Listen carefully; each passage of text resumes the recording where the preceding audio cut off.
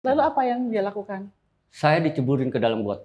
Wow, Iya, diceburin ke dalam got. diceburin ke dalam got koramil. Oh, Ya kan? Ditodong pistol.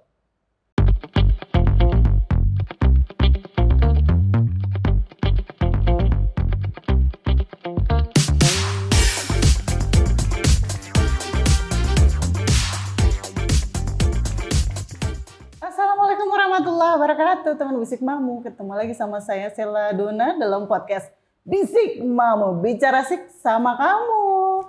Teman Bisik Mamu, hari ini pandangan teman Bisik Mamu terhadap saya di posisi background saya gimana kira-kira? Keren ya, warnanya merah semua. Coba tebak saya ada di mana? Saya ada di DPC Kabupaten Bekasi, daerah sekitar Cikarang Pusat.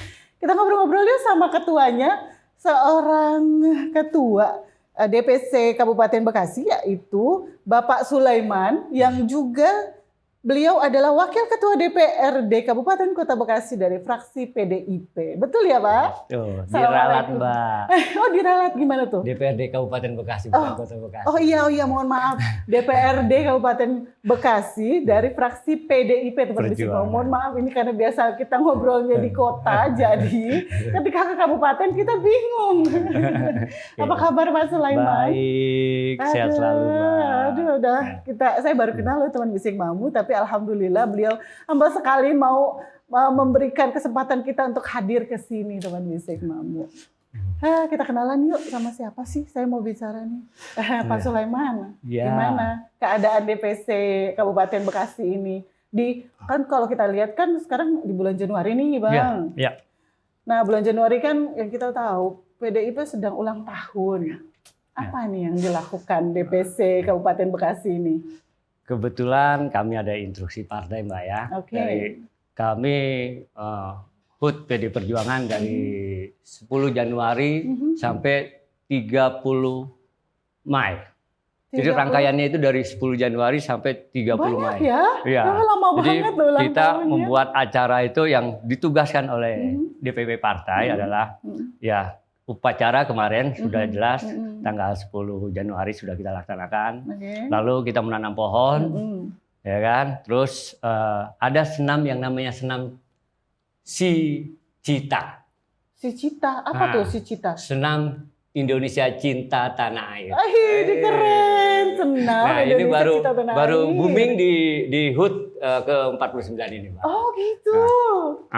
Lalu kami tugaskan untuk ke seluruh PAC di tingkat-tingkat kecamatan itu untuk membuat senam Si Cita tersebut. Alhamdulillah semua sudah berjalan. Lalu kami juga kemarin banyak bakti sosial. Yang pertama adalah karena daerah-daerah banjir itu, daerah banjir di Tambun Selatan, banyak juga daerah banjir. Kami memberikan perahu karet untuk masyarakat. Nah, walaupun sebetulnya tidak banjir. Untuk persiapan evakuasi. Oh itu persiapan evakuasi. Karena di Tambun Selatan itu kalau sudah banjir sampai ke jidat orang dewasa itu. Jadi sampai kepala orang dewasa. Ya? Itu kasihan juga yang berarti menutupi atap rumah juga. Menutupi atap rumah juga. Seram sekali. Nah, lalu kami kemarin ke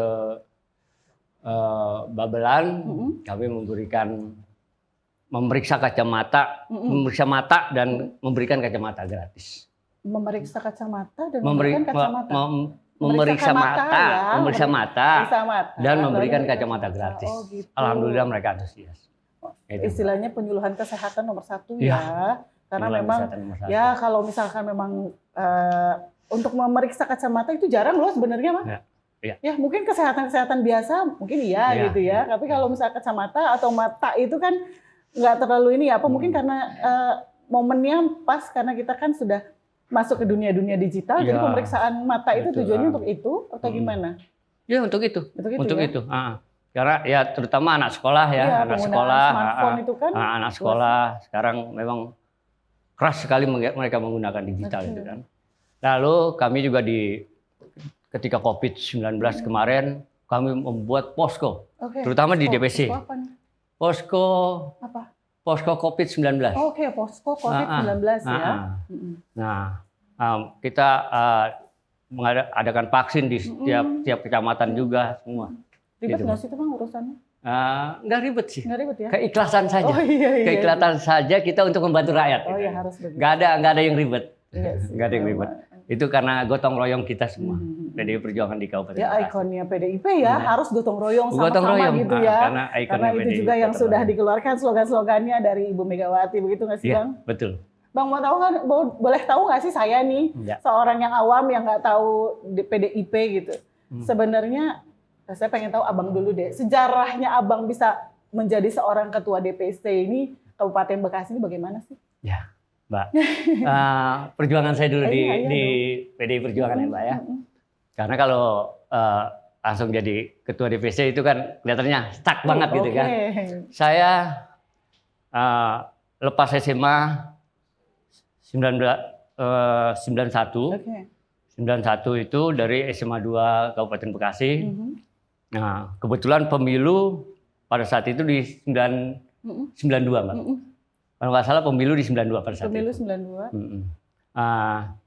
Saya belum masuk ke partai, Oke. tapi saya sudah cinta terhadap PDI. Oh. Pada saat itu masih PDI, belum PDI Perjuangan. Kok bisa? Iya. Kenapa? Maksudnya ada apa gitu? Ya. Kenapa tiba-tiba bisa cinta dengan PDI? Karena saya dibesarkan di Pak Abdul Majid, Oke. tokoh PNI. PNI. Pak Abdul Majid, tokoh PNI. Saya dibesarkan di sana, di Pak Abdul Majid, hingga pada saat pemilu 92, saya memasang pamflet PDI. Oke. Ya, memasang pamflet PDI pada saat itu kan memang masih Orde Baru ya, Pak ya. Oke. Nggak apa-apa ya saya ceritain ya. Nggak apa-apa dong. Kita pengen tahu. Pada juga saat ini. itu masih Orde Baru, hingga pada saat itu saya masih muda dengan Leman. Kalau saya dipanggil Leman kan, Dipanggilnya Leman. dengan Leman yang muda ini berani memasang pamflet di wilayah Kecamatan Tambun Selatan, Oke. kan? Hingga pada saat itu saya dipanggil oleh Koramil pada saat itu. Oh, oke, kena Mbak. ya. Saya sampai dipanggil Koramil, Mbak. Oh, luar biasa. Saya ya dipanggil Koramil entah untuk apa ya kan gitu sih. Akhirnya saya agak distreng sama dia. Oke. Ditekan, jangan sampai saya bilang, loh hak saya loh, kayak Oke. gitu kan. Nah, mau menjelang pemilu 92 nih, itu hak saya gitu kan. Oh, ya sampai inilah keras lah kita. Nah, udah gitu 2 hari kemudian tetap saya masang lagi, masang pamflet lagi, malah di jalanan tuh Mbak. Oh gitu Di ya. jalanan tuh dari jalan seberang jalan tuh saya pasang tuh pamflet tuh, saya pasang ya kan. Dipanggil saya Mbak. Saya nggak mau, saya tahu bahannya saya akan ditekan Tekan lagi ya. di Akan Koramil, ditangkap kan. lagi ya gitu Diseret ya. saya Mbak. Ah, diseret? Diseret sama Koramil. Koramil Tambun pada saat itu dan namanya saya nggak sebutkan lah. Oke. Namanya nggak saya sebutkan. Lalu apa yang dia lakukan? Saya diceburin ke dalam got. Wow, Iya, diceburin ke dalam diceburin ke dalam got Koramil. Oh. Ya kan? Ditodong pistol. Maksudnya apa? Tujuannya apa? Ya menekan saya jangan sampai Melakukan itu. melakukan hal seperti itu lagi. Apa dianggapnya itu tindakan kriminal gitu? Mungkin dianggapnya tindakan kriminal pada saat itu. Pada saat itu ya. Gitu. Iya, Pada saat itu nggak tahu lah karena memang masanya kan, Ya, memang betul. masanya kan. Karena waktu itu kan sebenarnya PDI Perjuangan ini kan belum aib ya. Ya, Pada saat gitu. itu di Orde Baru loh teman-teman. masih Orde ya. Baru pada saat itu, Lalu? gitu kan. Ya, tapi akhirnya ya saya tetap melawan. Oke. Dan dia juga saya pikir dia juga nggak akan berani melepaskan peluru di Oke, situ kan. oke. Udah begitu saya direndam, ya kan, masukin ke ruangan saya Oke. sekitar 2 atau 3 jam. Wow, Lalu dikasih makan nggak itu, Bang? 2 atau 3 jam masih belum dikasih makan. Oh, enggak dikasih makan. Masyarakat setempat, ya kebetulan itu adalah daerah kelahiran saya, dia datang ke Oke. yang meminta maaf adalah tokoh-tokoh masyarakat, bukan saya, gitu. Karena memang zamannya Mbak pada saat itu, mereka juga merasa tertekan, RT RW datang, saya diambil dari Koramil sama masyarakat, tua saya, ya kan? Karena saya terlahir seorang yatim piatu Mbak. Oke. Ih, saya merinding loh tuh Misi Mamu barusan ngomong gitu. Aduh. Ini Ya. kisahnya luar biasa tuh Ya, Misi Mamu. saya terlahir seorang yang tidak punya Oke. bapak. Nah, sama mamang saya bahasa orang Betawi nih, Oke. ya kan? Oke. Mamang saya, udah ya Tong, pulang ke rumah, Oke. ya kan? Udah nggak usah begitu-begitu lagi apa? Enggak, saya bilang. Oke. Saya cinta terhadap PDI. Oke. Gitu. Hingga akhirnya saya terus begitu. Oke. Nah, terus begitu ada juga memang kalau dulu itu pengurus Golkar di wilayah saya. Juga seorang ustadz, padahal dia jadi ustadz itu guru ngajinya adalah engkong saya. Oke. Gitu. Karena engkong saya di situ tokoh agama lah. Gitu kan. Nah, begitu saya masang di pohon nangka, dia bilang apa saya? Diambil itu, dasar PKI kamu. Saya lawan, Mbak. Oke. Dari mana saya PKI? Pak Ustadz aja belajar ngaji sama engkong saya. Oke. Ya kan? Saya terkait agama dikit-dikit memahami lah kan gitu sih. Karena memang engkong saya adalah guru ngaji pertama di kampung situ. Udah, seterusnya akhirnya sampai di pas pemilu itu kampung saya itu Desa Tridaya Sakti menjadi pemenang pemilu. Menjadi pemenang pemilu. Menjadi pemenang pemilu, Mbak. Karena gerakan kami dan anak-anak muda gitu kan, dan saudara-saudara kita itu menjadi pemenang pemilu. Saya masih ingat benar pada saat itu kepala desa begitu kita menjadi pemenang pemilu di Desa Tridaya Sakti yaitu Banteng yang menang gitu kan. Di kecamatan kepala desa kami dikalungin penggi, Pak. Dikalungin penggi sama Pak Camat. Itu. Kenapa dikalungin penggi? Disuruh bersihin dulu tuh katanya. Kata Pak Camat, bersihin dulu tuh kepala desa, ya kan? Di Tridaya Sakti itu masih ada macam-macam ya. Kan gitu, yang tidak sesuai ya. Gitu, Pak. Jadi harus dibersihkan maksudnya. Harus dibersihkan maksudnya gitu. Nah, akhirnya melakukan pembersihannya seperti apa itu? Ya, mereka nggak bisa konsolidasi ke bawah. Karena kita memang sudah mengakar PDI di sana. Sudah mengakar PDI. Jadi bukan saja dari zaman bukan saja pada saat PDI Perjuangan, dari PDI segi 5 kita sudah mengakar di sana. Makanya sekarang selalu menjadi pemenang pemilu di kampung saya. Oh gitu, ini benar-benar aktivis PDI. Sekarang namanya ada tambahan perjuangan, teman Bisik Mamu, luar biasa. Tapi memang harus punya kekuatan seperti itu ya Bang, kalau dalam berpartai ya? Harus punya kekuatan. Harus punya kita konsolidasi, kita harus kuat. Gitu. Ya, akhirnya pada saat 98 ya kan, 98 kan berubah menjadi PDI Perjuangan. 98 ya kan? Ya, PDI Perjuangan. Saya itu menjadi kepala posko pada saat itu. Saat itu. Menjadi kepala posko, terus setelah jadi kepala posko, saya diangkat menjadi ranting Desa Tridaya Sakti. Ranting? Desa Tridaya Sakti. Lalu ada Musancap di Tambun Selatan tahun 2022, saya bendahara PAC. Bendahara PAC. Jadi saya dari bawah, dari kepala posko, ranting, terus bendahara PAC, lalu Kompercap di Kabupaten Bekasi, saya di DPC, di wakil ketua 1 pada saat itu. Hari ini saya itu sudah sekitar di DPC itu sudah 4 periode ya. 4 periode sudah terlewati ya. Di periode ketiga saya jadi sekretaris DPC, lalu ada pergantian Bu Meli pada saat itu saya menjadi ketua DPC. Lalu kemarin saya menjadi ketua DPC kembali sampai saat ini. Alhamdulillah rabbil alamin. Ini memang perjuangan tidak bisa kita abaikan ya teman Bisik Mamu, pasti perjuangan itu hasilnya pun baik. Tapi menurut saya bukan pejabatannya yang saya ungkapkan di sini teman Bisik, tapi aktivitas awalnya yang luar biasa ya. Luar biasa memang. Aku itu perjuangan yang luar biasa teman Bisik Mamu ya kan. Tapi Abang sendiri menorehkan perjuangan Abang ini nggak ke kaum milenial di bawah Abang gitu kan, yang mau masuk PDI atau mungkin yang Abang mau rekrut sebagai kader-kader PDI Perjuangan gitu kan? Saya selalu cerita ke mereka bahwa perjuangan partai ini berat. Terutama ya perjuangan Ibu Mega dari awal hingga partai ini bisa besar. Gitu. Ya kita harus ingat juga pada saat itu juga ada peristiwa yang namanya Kuda Tuli 96 kan.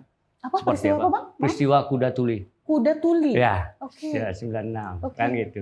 Kalau kawan-kawan yang ini kan paham semua. Iya, iya. Bagaimana penekanan kita terhadap kita ditekan oleh pemerintah pada saat itu, hingga hari ini kita menjadi pemerintah, menjadi pemenang pemilu, sudah 2 kali menjadi pemenang pemilu.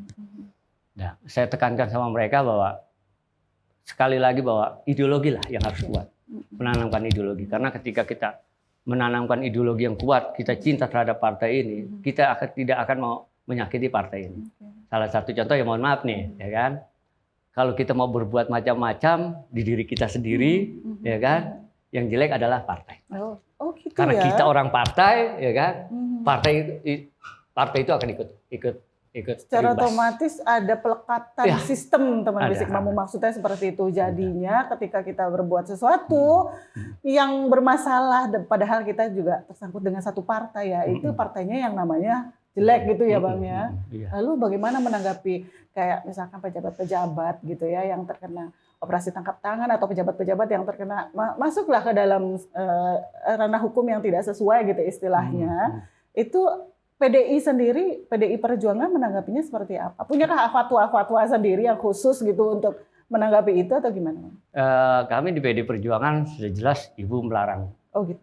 Melarang terkait dengan Ada aturan khusus. ada aturan ya? khusus gitu loh. Kalau itu sudah kita tekankan kepada semua pejabat-pejabat di PDI Perjuangan yang hari ini duduk di legislatif. Okay.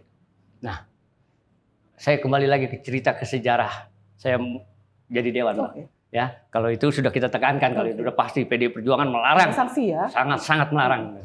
Nah, 2004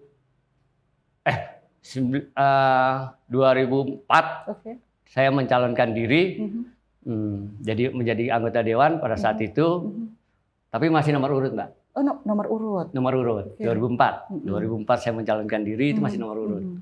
Nah, ketua DPC adanya di wilayah kami, di dapil kami, di Tambun Selatan lah ya kan. Otomatis ketua DPC adalah nomor urut 1. Pada saat itu Pak Nuradi ketua DPC-nya. Saya dapat di nomor urut 3. Nah, karena itu nomor urut, perolehan suara saya terbanyak, Mbak. Oh gitu. Okay. Perolehan suara saya terbanyak hingga ya saya tidak jadi. Yang jadi tetap Pak Nuradi. Beralih ke 2009. 2009 Pak Nuradi sudah tidak lagi di DPC. Yang jadi ketua DPC adalah Pak Sarbini dan sekretarisnya Pak Jijin. Saya di wakil ketua. Kata Pak Sarbini pada saat itu, sudah Pak Nuradi kan sudah tidak ada. Bang Leman nanti di Tambun Selatan, itulah nomor urut 1 lah. Karena perjuangan Bang Leman di partai ini begitu keras, gitu kan, menorehkan sejarah di Tambun Selatan untuk partai ini. Oke, saya dapatlah nomor urut 1 pada saat itu di 2009. Di tengah jalan, Pak, kan perubahan tuh di tengah jalan dari nomor urut ke suara terbanyak. Lemes saya, Pak. Karena pada saat itu memang saya ya tadinya kan ikut jual beli tanah apa gitu kan. Pada saat 99 pun saya banyak membantu partai ini walaupun saya tidak mencalonkan diri, saya banyak bantu partai ini, gitu kan. Hingga ya banyak lah yang saya bantu yang pada saat itu jadi dewan, Pak Sarifudin, Pak Haji Marta gitu kan. Nah, di 2009 ini saya lagi nggak punya uang. Begitu saya dapat nomor urut 1 senang dong, ya kan? Udah pasti jadi. Di Tambun Selatan, dapil saya 1 kursi udah pasti. Tapi di tengah perjalanan ternyata undang-undang mengatakan bahwa itu adalah suara terbanyak.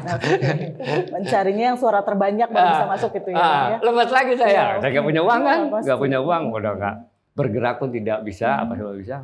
Tapi lagi-lagi ini adalah semangat saya. Nah, begitu kampanye. Ini kalau mau nangis saya, Pak. Begitu kampanye, ya, kalau orang-orang punya kaos apa semua, saya nggak punya. Mau kampanye nih dari Tambun Selatan ke Cikarang Timur, pada saat itu kan kampanye terbuka kita di Cikarang Timur. Dari Tambun Selatan itu berangkatin semua kader gitu kan, semua masing-masing jalan memberangkatin kader. Saya kaos 1 pun tidak punya. Kaos satu pun tidak punya. Iya, banner pun tidak punya. Banner pun tidak punya. Emang kan nggak punya uang? Karena nggak punya. Nggak punya uang. Budget buat untuk beli khusus banner. itu ya. Heeh. Ya oke. Ya kan? Nah, ya sedikit saya cerita ini. Saya bicara langsung ke masyarakat. Oke. Kalau mau ikut kampanye saya, ayo. Saya bilang gitu kan. Ayo kawan-kawan yang punya kaos merah di rumah, bapak-bapak, ibu-ibu, encang-encing, mamang-mamang yang punya kaos merah pakai. Udah, gitu kan. Nah, yang lucu lagi Mbak, saya tidak tahu nih. Foto saya itu difotokopi. Ditempel di depan sama belakang itu. Luar biasa. Dan pada saat pagi itu, mau kampanye itu, mau berangkat ke Cikarang Timur, merah depan rumah saya. Sampai ke ini merah. Lalu iring-iringan berangkatlah, saya di depan. Saya pakai naikin mobil kawan itu kan. Ya, di perdana pada saat itu, hari ini Swiss Bell, Hotel Swiss Bell. Oke. Dulu perdana itu namanya, kan ada agak tinggi tuh. Begitu ini, Bang, coba lihat ke belakang. Begitu saya lihat ke belakang, Mbak, itu nggak putus-putus dari Cibitung sampai ke Tangguh. Masa segitu banyaknya. Merah total. Merah total. Air mata saya langsung netes. Saya berpikir, ya Allah, saya udah pasti jadi. Pada saat itu saya udah pasti jadi. Karena mereka berangkat dari dari Tambun Selatan sampai Cikarang Timur saja dengan dengan ongkos sendiri, makan sendiri, mencari seragam sendiri, itu berangkat mereka. Apalagi besok di TPS, yang TPS cuma di depan rumah dia. Saya berpikir ke sana, Mbak. Luar biasa teman Basic Mamu, saya applause dulu lah, ini keren. Kisahnya, historinya bikin saya merinding seluruh badan.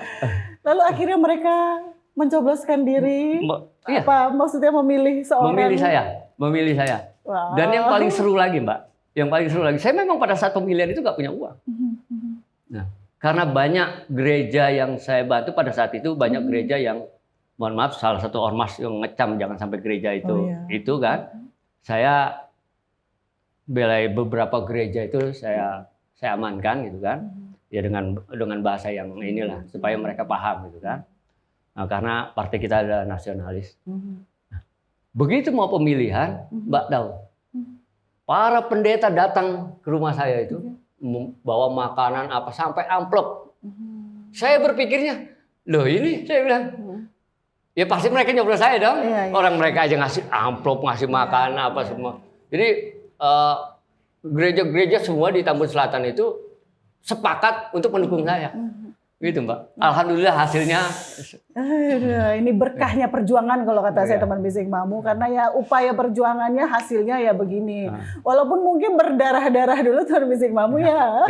Seperti warnanya merah gitu kan, tapi memang perjuangan harus seperti itu. Apalagi kan dengan ikonnya PDI Perjuangan adalah gotong royong ya Bang. Jadi hasilnya pun gotong royong masyarakat. Hasil dari gotong royong. Jadi saya jadi ini hasil dari gotong royong. Iya benar, hasil dari gotong royong masyarakat kan, betul gitu, Pak. Oh keren. Terus apa nih Pak, Abang sendiri dengan hasil yang seperti ini, Abang sudah menjadi seorang ketua di DPC Kabupaten Bekasi gitu kan, PDI Perjuangan. Ini apa?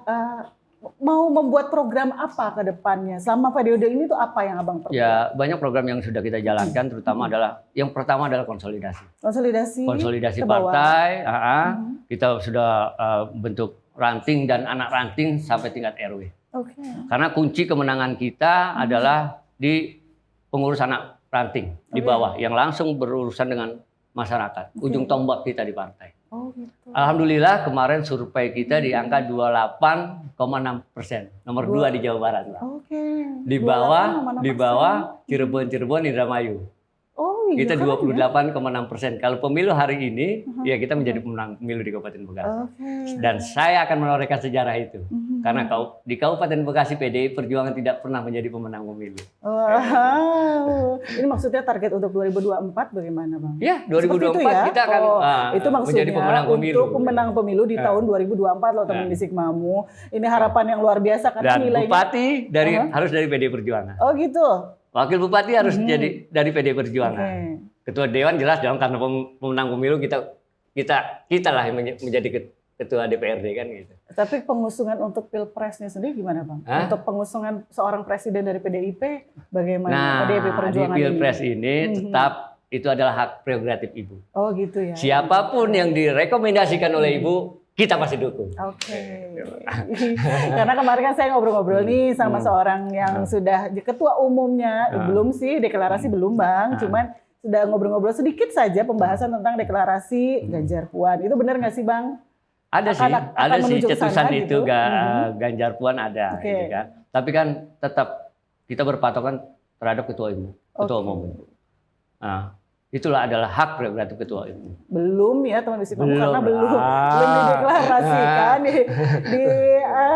kayaknya bulan 5 katanya baru mau dideklarasikan. Mudah-mudahan aja lancar dan itu tidak berubah teman Bisik Mammu gitu kan. Bang, kita ngobrol-ngobrol ya sekarang Abang kan nggak cuma sebagai seorang ketua DPC, tapi juga kan seorang wakil dari DPRD ya. Saya takut salah nih teman Bisik Mammu. Lihat contekan dulu. Wakil Ketua DPRD Kabupaten Bekasi dari fraksi PDIP. Nah, saya pengen nanya Bang, kalau kelihat kita kan kabupaten ini kan salah satu kabupaten yang di Provinsi Jawa Barat letaknya nggak jauh dari kota Bekasi juga, nggak jauh dari kota Jakarta juga gitu kan. Punya teritorial yang luar biasa, lumayan besar sih. Bukan luar biasa teman Bisik Mammu, tapi lumayan cukup besar. Dengan sebanyak 1.484,37 km persegi dengan penduduk 3.246 juta jiwa dengan kepadatan penduduk mencapai 2.451 jiwa per kilometer persegi. Nah, teman Bisik Mammu, saya pengen nanya, sudahkah membuat APBD-nya sendiri, Bang? Di tahun 2022? Tahun 2022 kemarin kita sudah ketok palu. Sudah ketok palu. Berapa nilainya Bang? Boleh tahu nggak? Kayaknya belum habis loh ini. Kemarin itu nilainya 6,3 triliun. 6,3 triliun ya. Terus untuk PAD-nya sendiri targetnya gimana? Ya karena hari ini memang kita masih COVID ya, Pak ya. PAD kita masih rendah ya. Masih rendah. Terus ya kita sedang upaya untuk PAD kita terus naik agar Kabupaten Bekasi selesailah COVID, terutama terkait dengan kesehatan selesailah COVID di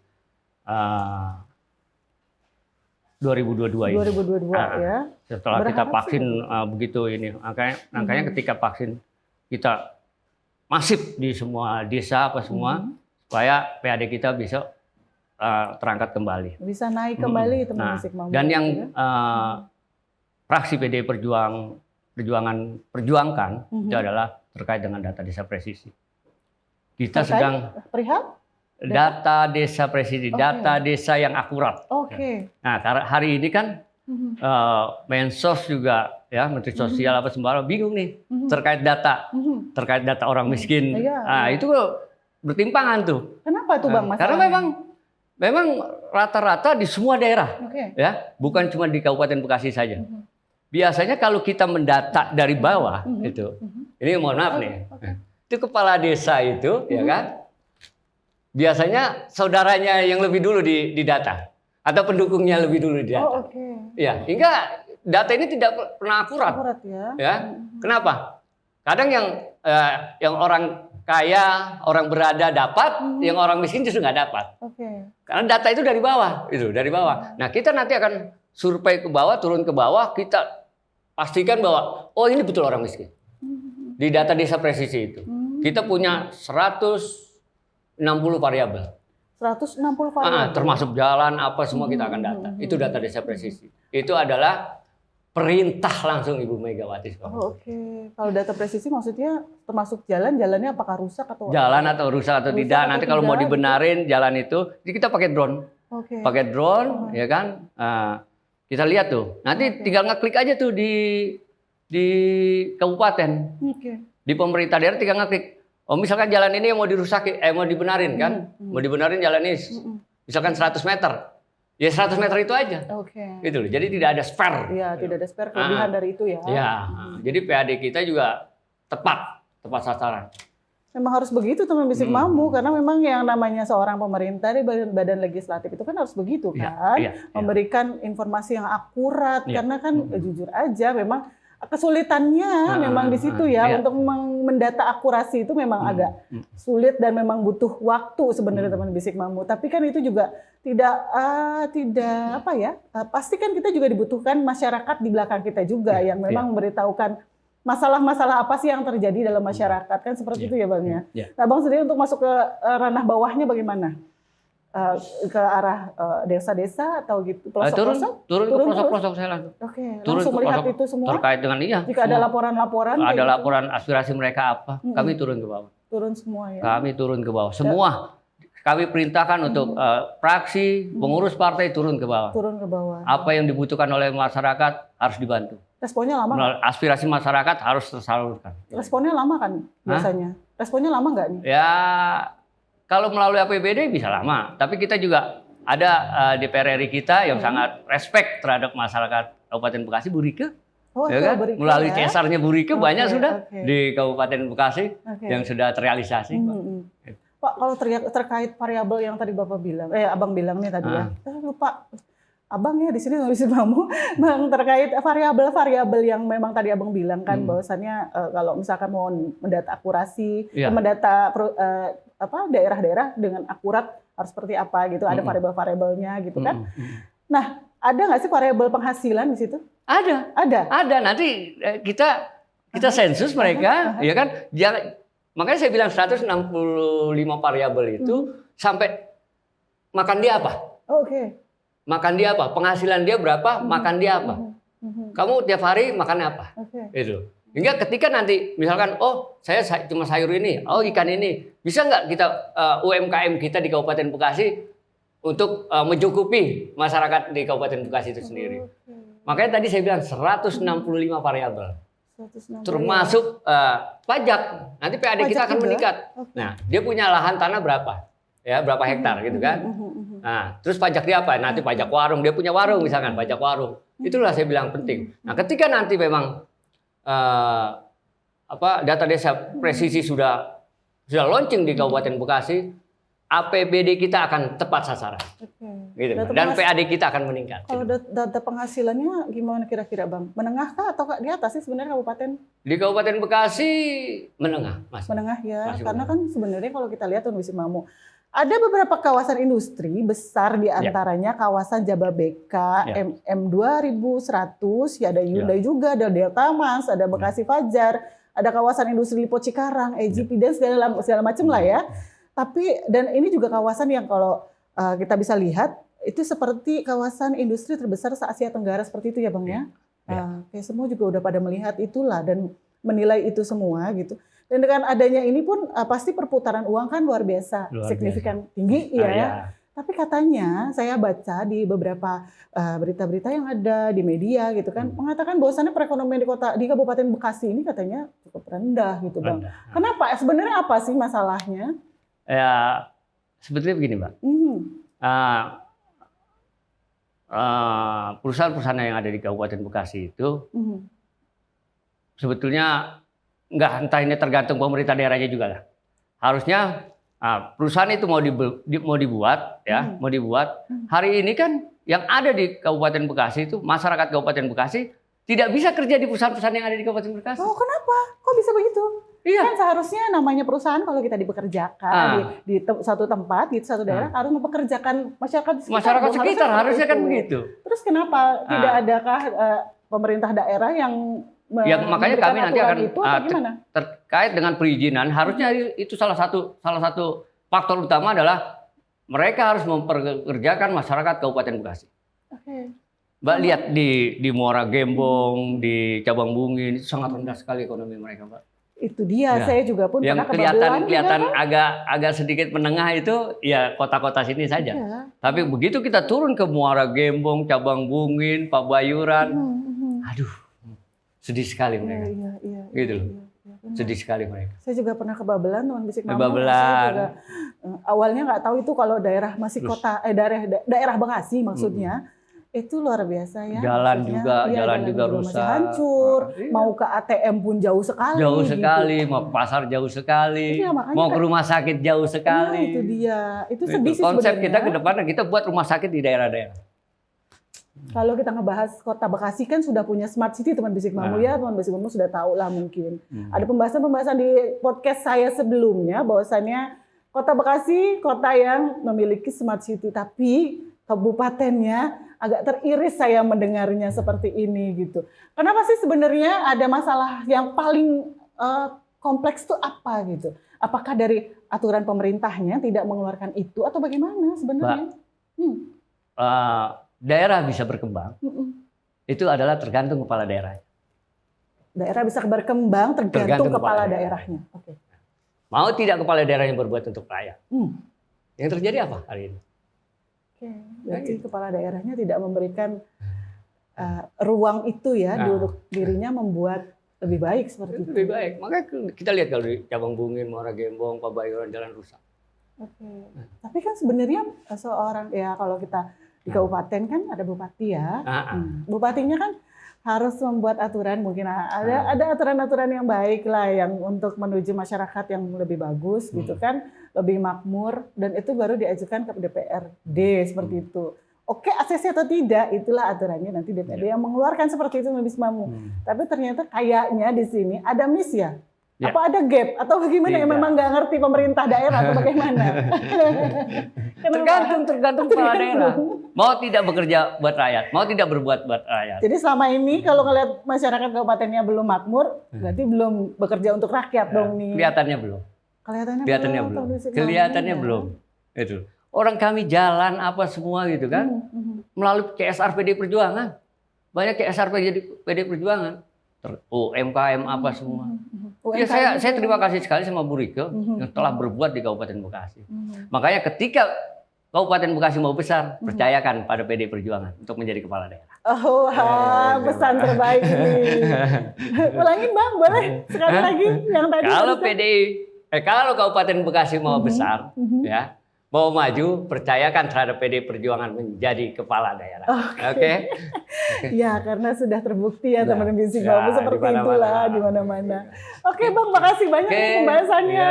Aduh, senang banget. Makasih udah memberikan kesempatan saya untuk hadir di sini di kantor DPC Kabupaten Bekasi. Teman Bisik, takut salah lagi saya bicara karena ini bukan kota teman Bisik Mamu. Ambil pembahasan kita yang baik-baik saja teman Bisik Mamu dan buang segala pembahasan kita yang negatif teman Bisik Mamu. Tetap ya jaga protokol kesehatannya dimanapun Anda berada karena harus waspada bahwasannya COVID masih ada. Teman Bisik Mamu, sekian dulu pembahasan saya hari ini. Terima kasih. Wassalamualaikum warahmatullahi wabarakatuh. Waalaikumsalam warahmatullahi wabarakatuh. Terima kasih Bang.